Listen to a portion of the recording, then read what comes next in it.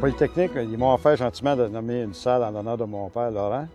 Et j'ai choisi une salle où tous les étudiants de génie civil ont à circuler, à passer. C'est la salle où on donne le cours d'arpentage. Le cours d'arpentage, c'est le premier cours qu'on suit, où il y a un travail d'équipe. C'est au tout début du cours de génie civil. Je pense que c'est un des cours les plus fun qu'on a suivi à Polytechnique. Mon père, Laurent, c'est un diplômé de Polytechnique, bien entendu.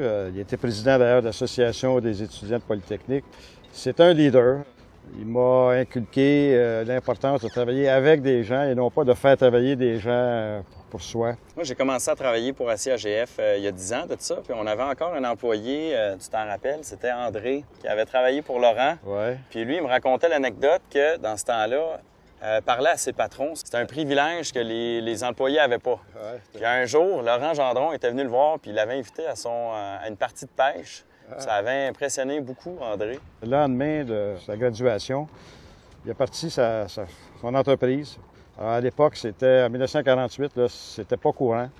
Ça prenait pas mal de courage. Il n'y a pas beaucoup de gens qui connaissent cette histoire-là, mais dans le fond, si l'entreprise que je dirige aujourd'hui existe, c'est grâce à un professeur de Polytechnique qui a prêté de l'argent à mon père quand il a fini son cours pour qu'il puisse se partir en affaires. Les banques, à ce moment-là, ne prêtaient pas à un Canadien français. Là. Si ce professeur-là n'avait pas eu confiance en Laurent, bien, je ne sais pas ce qu'il aurait fait, mais il n'aurait pas pu faire ce qu'il a fait.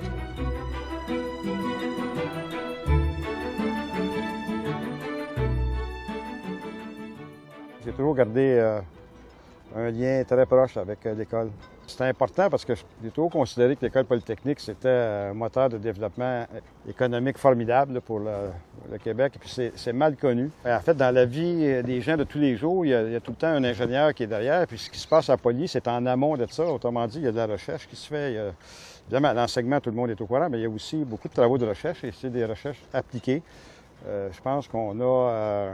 On a un job à faire pour que la population en général et les politiciens en particulier réalisent un peu ce qui se passe, ce qui se fait à l'École polytechnique et à l'Université de Montréal en général, pour peut-être qu'on obtienne, dans le fond, des financements qui sont requis. Quand on passe à travers un cours à l'École polytechnique, on garde un sentiment d'appartenance qui est très, très fort. Alors ça se perd jamais, là. Alors, ça crée un sentiment d'attachement. Il faut remettre en quelque part ce qu'on a reçu. Alors, c'est ce qu'on essaie de faire maintenant.